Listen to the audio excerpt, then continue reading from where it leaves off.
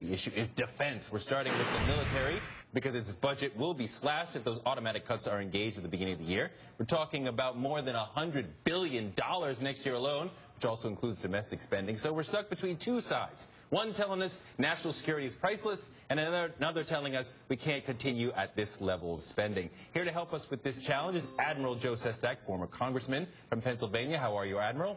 It's good to be with you all. Thanks. Thank you.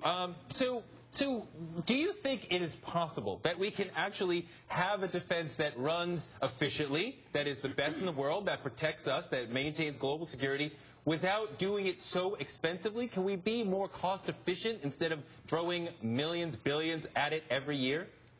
There's not a question in my mind that we can. I mean, you just had mentioned in the segment that just happened, very few are willing to question our present military, industrial congressional complex. Let me give you an example, which I'd mentioned once before. An aircraft carrier today can strike in 24 hours 9 times the targets that it could do just 15 years ago. That means 10 aircraft carriers are worth 90 15 years ago, and they're the same hulls. Take China. China has 80 submarines. We have 50 at about $2 billion a pop. Do we really want to try to go one-on-one, needle in a haystack, trying to find each other, like Hunt for Red October? Or do we want to change into a knowledge-based type of military, like how we found bin Laden, and then had an agile force go in and put sensors all over the South and East China Sea? And then, when a submarine moves to the water, it makes a short little kind of magnetic anomaly. Pick it up, send it to a satellite, have an unmanned air vehicle just drop a torpedo on it. That's the type of change that has to occur. In fact, President Obama has established a 4-star general to be in charge of what's known as a cyberspace command. That is how we can have a much more effective and cost-efficient military of the future, based upon knowledge, not capacity. Well, okay, so let's put this in, maybe if we can, in some dollar terms, because we've got this issue of the gradual fiscal slope, January 1st, and part of that is the sequester, the automatic defense cuts that will be triggered if there's no deal reached. Yes. They'll be phased in over the course of that year, even into subsequent fiscal years. I'm assuming there's going to be some kind of compromise here on this in the end, but I guess the question for you is, what would be a reasonable reduction in spending over the next 10 years for the Pentagon? What would be a reasonable part of this deal for that?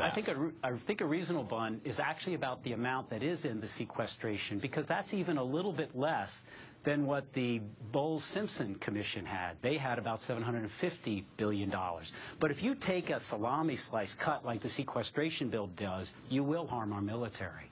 But if you are able to say, wait a moment, maybe we don't need quite as many submarines, but we do need a less expensive but more effective sensor system, and you're able to begin to change how we are to the systems we're procuring, then you're able to do this decrease in spending if you put it in the right capability in order to set what the adversary is. That's the enormous change that we have to have in our military. Look, the Navy dominates the commons of the seas. The Air Force dominates the commons of the air. We have to dominate the commons of cyberspace. Look what we did to Iran. When we wanted to take down its centrifuges that were enriching its uranium, by that one virus, we were able to stymie them, at least for a while. Imagine if we can read everything out there, and the other side knows that, and we can do that kind of damage. That's the change in warfare that, quite frankly, is very difficult to bring about. I can tell you, that's the type of military I proposed as a 3-star admiral.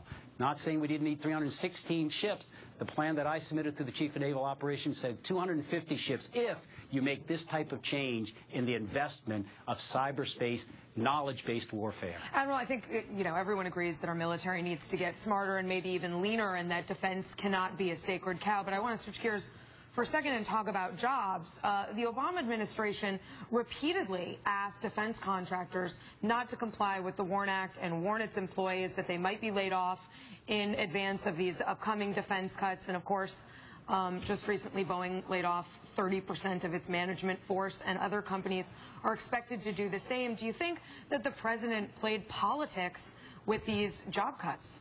I don't know if he played politics, but I do know this, that if you understand defense appropriations, that $600 billion that's in the sequestration, most of it is in research and development and procurement. Only 15% of any procurement contract or research and development is spent in the first year. It's usually paid out over 4 years' time. So the immediate cuts from this don't have very much impact. Second, when people talk about jobs, mind you that the Defense and Aerospace Association said that there would be 1 million jobs lost if that $600 billion went into effect. You know what? SE, only 3.5 million jobs in defense and the aerospace industry. That includes making Boeing's 757s. They're telling us that they're going to lose 33% in 1 year of their entire workforce because of a 10% cut in defense. We are not a job welfare program. If we're doing that and then sending our men and women overseas in 10 years with the wrong type of equipment, we've done something wrong. Politics be damned. We need the right type of effective military for the future. And that, I think, we're a little bit behind of getting to. Because Congress, quite frankly, doesn't want to cut a ship depot in its district. Yeah, in the district that I ran for included Newport News, so I certainly saw that up close and personal. But, Admiral, I wanted to go back to what you were saying about dominating cyberspace and cyber warfare. Is there a danger there that when we're, sending viruses to Iran, that we're also sort of sending a message worldwide that that type of warfare is okay, and then are we opening ourselves up to being victims of similar attacks? It's a wonderful question. But the issue is, you know as well as I do, just from reading the unclassified newspapers here in the last 2-3 years, China has been inside Lockheed Martin. It has been inside our defense industries. It has been inside the Pentagon trying to read our stuff. This is the new domain of warfare. And by not doing it just means that you leave that field of battle to the other side. If there's one thing Americans are great at, it's that type of knowledge-based entrepreneurship. I mean, it's Gates, it's Steve Jobs. This is our homeland. We should be able to take that and read everybody's mail around the world. I understand the concern, but the number one concern for the President of the United States or any congressional member is the security of the United States. And you know what? We can do it, like we did with Iran, without having to take us to what is known as a kinetic war.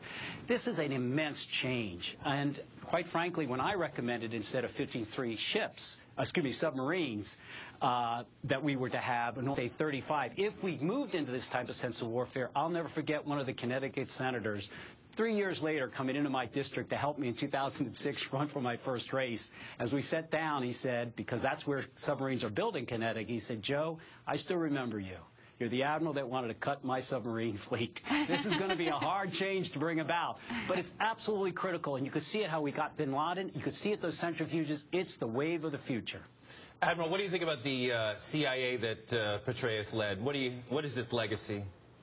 Well, I think General Petraeus, without any question, is one of the finest generals of our generation. He did stick his head up when he was in a backwater command after leaving Iraq and established a new counterinsurgency type of warfare. But all that said, I would take most out of this what General Petraeus showed us by handing in his resignation.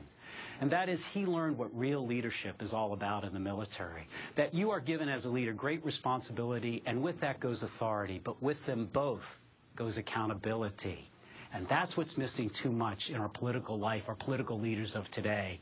Because if people who follow a leader believe that they're above accountability, they lose trust in that leader. And if your leader loses the confidence of those who are trying to follow him, then a purposeful mission soon disintegrates into chaos. I would argue that if anybody needs to take a lesson from this, it's our political leaders who are too seldom willing, well, they're willing to be responsible, but not held accountable. If America's yearning for anything, it's accountability. And the president was right to accept this resignation. Accountability is cruel, but is absolutely what is most needed in our nation. Quickly, do you think this is the last we'll see of Petraeus in American public life? I hope not, but I can't say. I didn't know him that well.